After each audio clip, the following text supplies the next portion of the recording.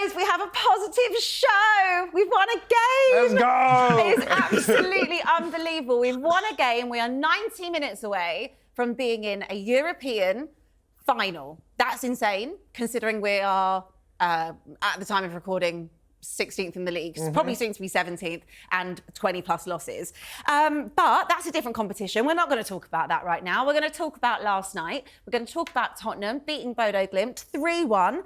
And I'll be honest with you, let's start with you, Formz, because we all probably felt we need to get as much of the heavy lifting done in the first 90 minutes when we were at home.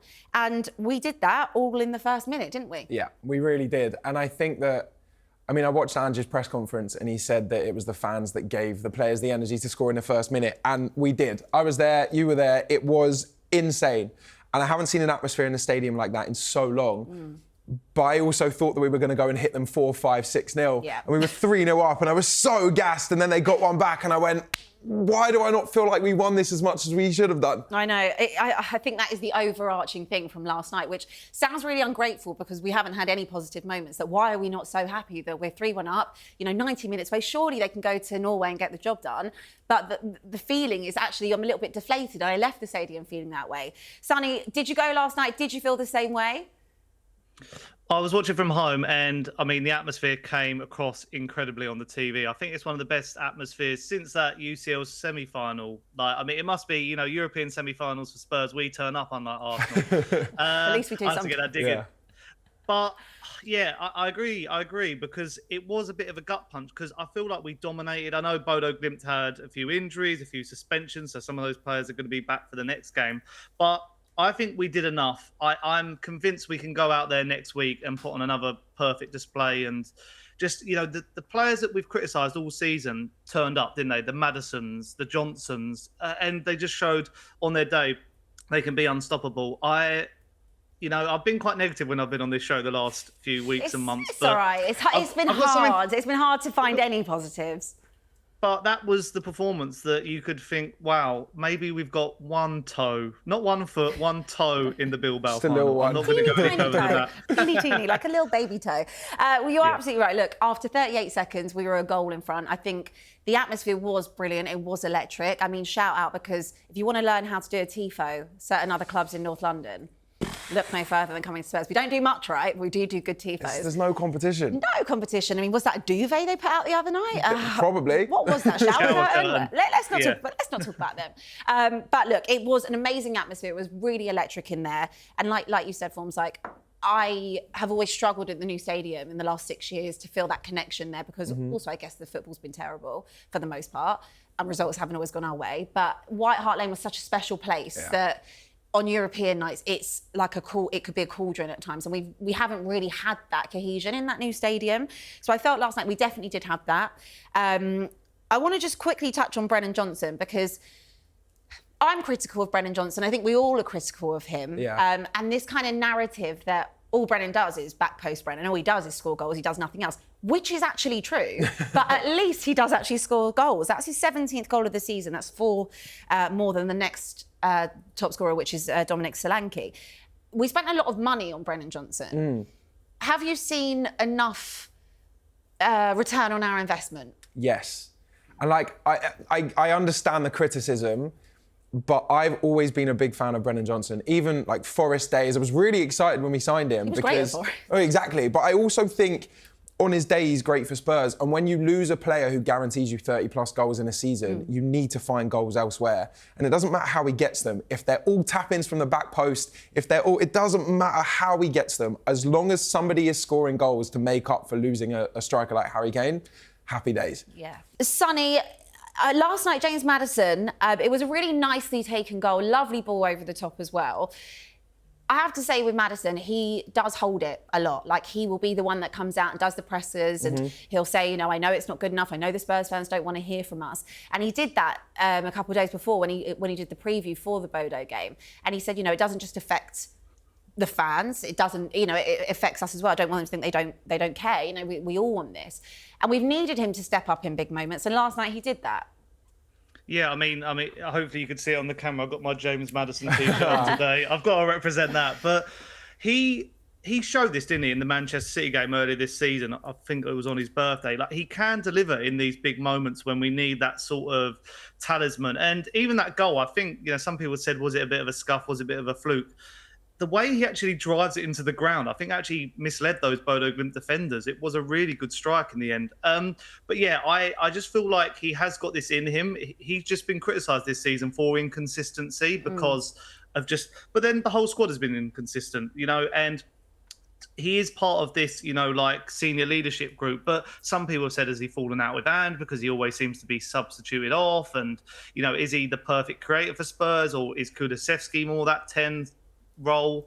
So he has had to go through a lot this season. And, throughout his whole career, I think he's been slandered. Like when he was at Leicester, he was putting up some unbelievable numbers and people still thought he wasn't good enough to get into the England team. And I can't, I've been one to, sort of slate him and give him some stick this season because we expect a good level from him. He has shown he can be that level. And since that injury last year and coming back and wanting to get into that Euro 2024 squad, he has struggled. But if he can drive us through next week, drive us through into a final, then he's going to go down as one of the best players to play for the squad because that's just what happens when you win silverware at teams. All right, let's circle back to Maddison then, because you just touched on something that's quite important. So I was having this debate on talkSPORT Goals last week about Ange, and I want to obviously get where you guys are at with the Ange in, Ange out debate. So the debate kind of was, over a 38-game season, my feelings on it has changed. I've gone from being Ange in to now I'm Ange out, regardless of what he does. And Kwaku Afari was on with us, and he said, well, no, like that has to change. If you win something, surely you have to stay with him. So let's say he does win something in his second season, like he said, hypothetically, we're not getting cocky here. Let's say he does do that, okay?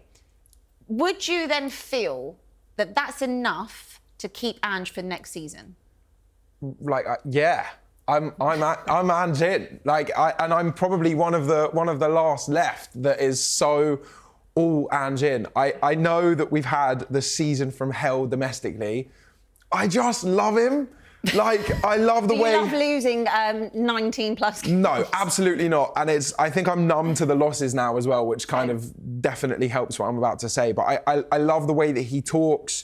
I love his passion for the game. I love that he also hates losing, which then you can counterbalance it with... We can't hate losing that much. We lose every week. Why doesn't he switch it up more? I get it. But if he then goes and drops the biggest aura move of 2025, which is I always win things in my second season, mate, and then goes and does it after the season that we've had, I think he definitely earned the right to be our manager next season. And I've been saying, you ask anyone that I know at the start of the season, I said, I will happily take finishing 17th in a scrappy relegation battle and walking away with a trophy. I said the same thing. I think we all did. And now that we've got there and we've seen the reality of losing 19 or however many games that we've lost in the league, and it's really not nice, but we're also on the brink of something so fantastic.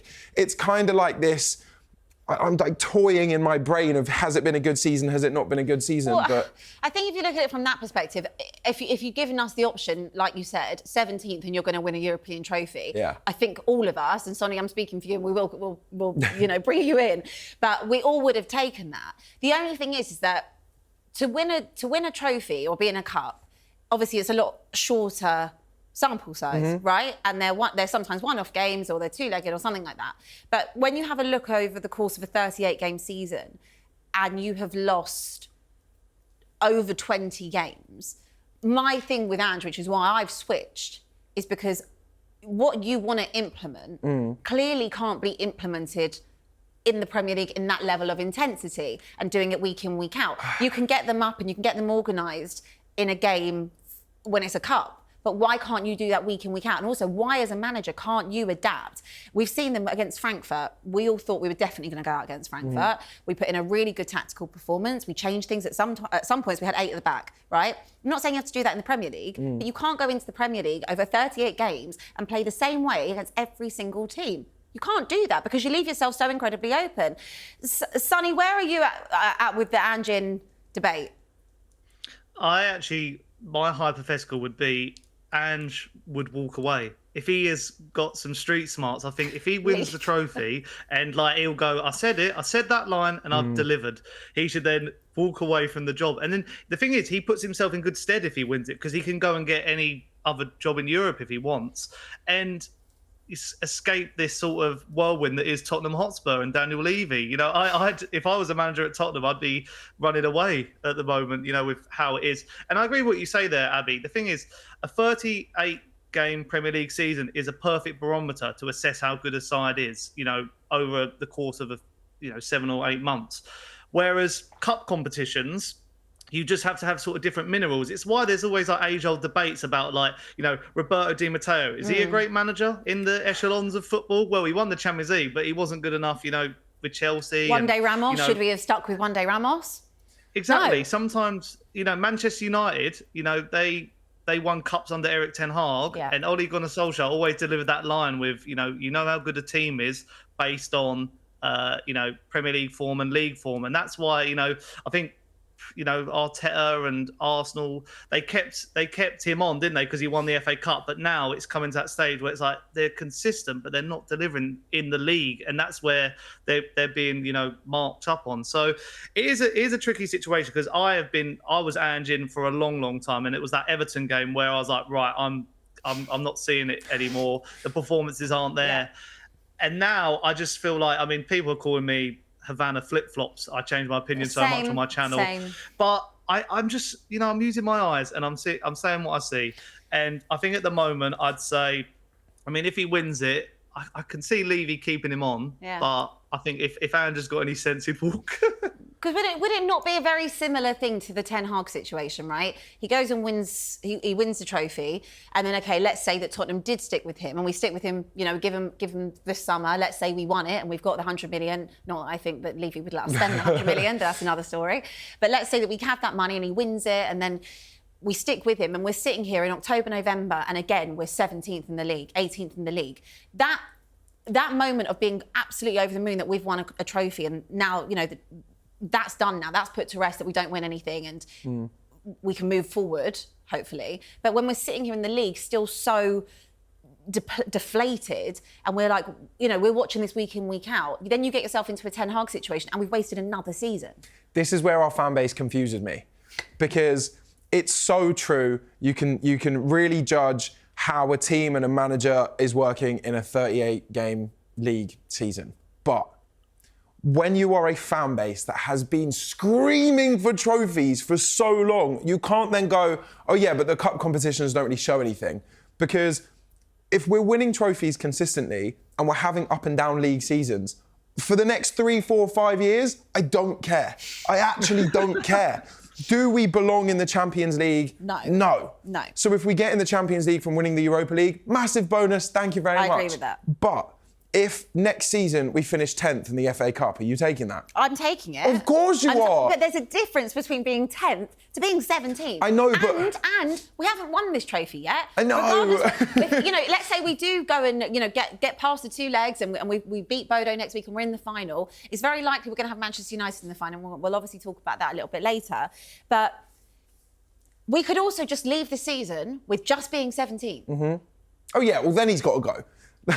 But what I'm saying is, if we are to have poor domestic seasons over the next few years, but we are winning trophies finally, because Ange is a trophy-winning manager and he can do it on a shorter tournament style, then it leaves us in a position for a sort of higher level, top-tier manager to come in and go, okay, well, the club's got a winning mentality again, let's pick them up domestically and do what I do best, which is what most managers do. Okay, I see your point on that. Yeah. I do see your point on that. Sonny, where'd you sit on that take? It's just such a struggle, isn't it? Very 90s Tottenham, isn't it? 80s, 90s. That's the thing, because we've got used to Pochettino, you know, being consistent and getting top 4, but not really having anything to show of it. And Tottenham are really, if people say what's the Tottenham way, it was sort of mid-table, lower table, getting a cup here and there, you know, surprising and the odds, and that's literally what we've done this season. So it's just so weird how it's on such a knife edge. And Formz said there, like, he literally, whatever happens, if, you know, we don't win it at all, he's getting sacked. That's literally going to happen. But I can't even see a world where, say we get to the final and we put in a good display, he's sitting in that end of season meeting with Levy and going, well, I had that, he could go, well, look at the Frankfurt game. Look at, he's got evidence to back him up. And then Levy will go, well, look at Everton, look at Wolves, look at well, X, there's Y, and a Z. whole long list. You can just say, actually, it's quicker just to pick out the good performances. You'd probably say, well, City, you'd probably say Brentford and maybe United. See, this is what's got me in delusion land, because when it works, it works. Yes.